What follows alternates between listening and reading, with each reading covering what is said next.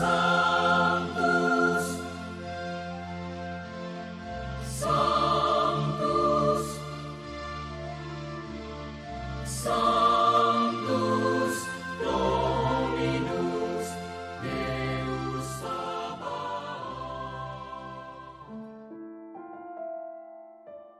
Bapak, Ibu, dan saudara-saudariku yang terkasih dalam Tuhan kita Yesus Kristus, salam sejahtera untuk kita semua. Berkat Allah yang Maha Kuasa senantiasa menyertai kita.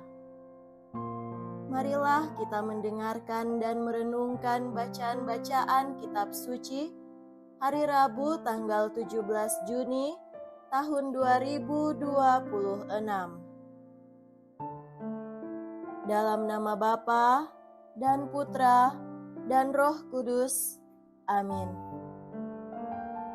Bacaan pertama dari kitab kedua Raja-Raja bab 2 ayat 1 dilanjutkan dengan ayat 6 sampai 14. Pada waktu itu, Elia dan Elisa sedang berjalan dari Gilgal, dan ketika mereka ada di kota Yeriko, berkatalah Elia kepada Elisa, "Baiklah engkau tinggal di sini, sebab Tuhan menyuruh aku ke sungai Yordan." Jawab Elisa, "Demi Tuhan yang hidup dan demi hidupmu sendiri, sesungguhnya aku tidak akan meninggalkan dikau." Lalu berjalanlah keduanya. 50 orang dari rombongan Nabi di Yeriko ikut berjalan dengan mereka. Tetapi mereka memandang dari jauh ketika Elia dan Elisa berdiri di tepi sungai Yordan. Lalu Elia mengambil jubahnya, digulungnya, dan dipukulkannya ke atas air.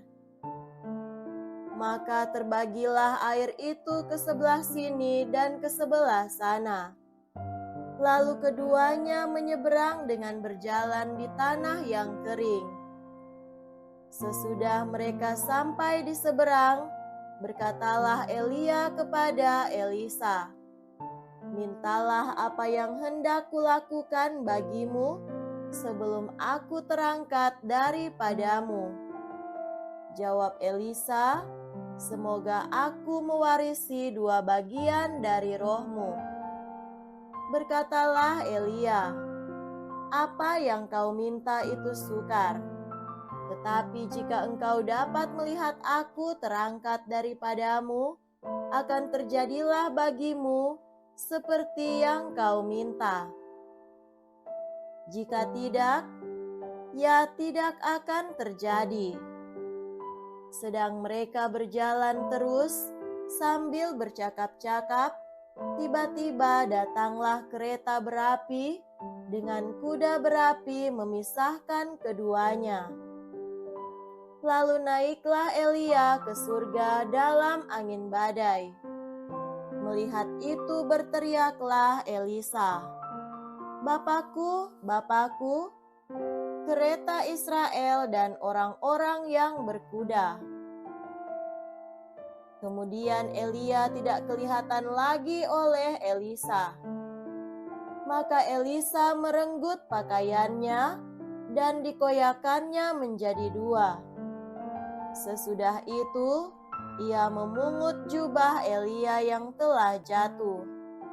Lalu Elisa berjalan hendak pulang dan berdiri di tepi sungai Yordan. Dipukulkannya jubah Elia yang terjatuh itu ke atas air sambil berseru, "Di manakah Tuhan Allah Elia?" Maka terbagilah air itu ke sebelah sini dan ke sebelah sana. Lalu Elisa menyeberang. Demikianlah sabda Tuhan. Syukur kepada Allah.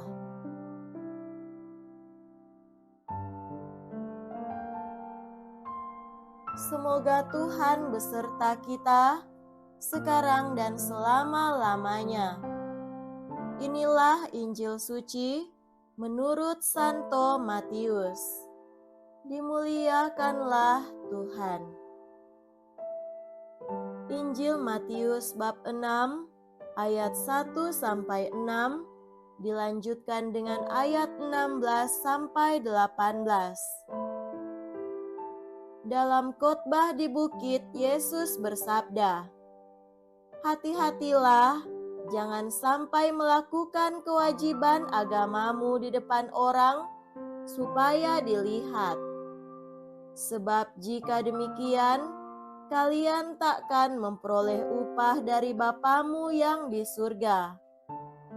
Jadi, apabila engkau memberi sedekah, janganlah engkau mencanangkan hal itu seperti yang dilakukan orang-orang munafik di rumah-rumah ibadat dan di lorong-lorong, supaya dipuji orang. Aku berkata kepadamu, mereka sudah mendapat upahnya. Tetapi jika engkau memberi sedekah, janganlah tangan kirimu tahu apa yang diperbuat tangan kananmu. Hendaklah sedekahmu itu diberikan dengan tersembunyi. Maka Bapamu yang melihat yang tersembunyi akan membalasnya kepadamu. Dan apabila kalian berdoa, janganlah berdoa seperti orang munafik. Mereka suka mengucapkan doanya dengan berdiri dalam rumah-rumah ibadat dan di tikungan-tikungan jalan raya, supaya mereka dilihat orang. Aku berkata kepadamu, mereka sudah mendapat upahnya. Tetapi jikalau engkau berdoa, masuklah ke dalam kamarmu, tutuplah pintu, dan berdoalah kepada Bapamu yang ada di tempat tersembunyi. Maka Bapamu yang melihat yang tersembunyi akan membalasnya kepadamu. Dan apabila kalian berpuasa, janganlah muram mukamu seperti orang munafik. Mereka mengubah air mukanya supaya orang melihat bahwa mereka sedang berpuasa. Aku berkata kepadamu, sesungguhnya mereka sudah mendapat upahnya.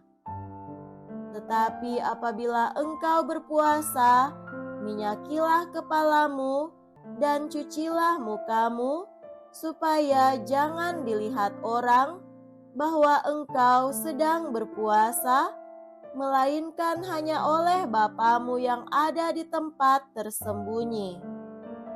Maka Bapamu yang melihat yang tersembunyi akan membalasnya kepadamu." Demikianlah sabda Tuhan. Terpujilah Kristus.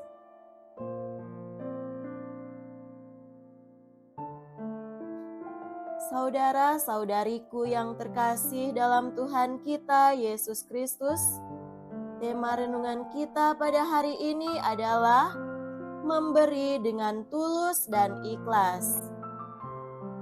Nasihat Yesus yang mengajarkan agar apa yang dibuat tangan kanan jangan diketahui tangan kiri menimbulkan pertanyaan. Bagaimana mungkin hal ini terjadi? Masakan tangan kanan tidak tahu apa yang dilakukan tangan kiri? Apakah Yesus mengajarkan sesuatu yang tidak mungkin kita lakukan? Saudara terkasih, bagi Yesus hal mencintai, memberi, menolong, berbuat baik, pada hakikatnya datang dari hati yang tulus dan ikhlas, murni dan tanpa pamrih. Bukanlah dilakukan dengan motivasi untuk dipuji, dihargai, dihormati, dianggap baik, apalagi hanya dengan maksud untuk dipamerkan pada orang lain. Yesus sungguh mengerti bahwa sebagai manusia kita butuh pujian dan penghargaan. Bila demikian, maka biarlah pujian itu datang dari Bapa di surga. Kata Yesus, Bapamu yang melihat yang tersembunyi akan membalasnya kepadamu. Motivasi terdalam kita untuk berbuat baik adalah untuk memuliakan Bapa di surga yang telah lebih dahulu mengasihi kita. Seperti kata Yesus, supaya mereka melihat perbuatanmu yang baik dan memuliakan Bapamu yang di sorga.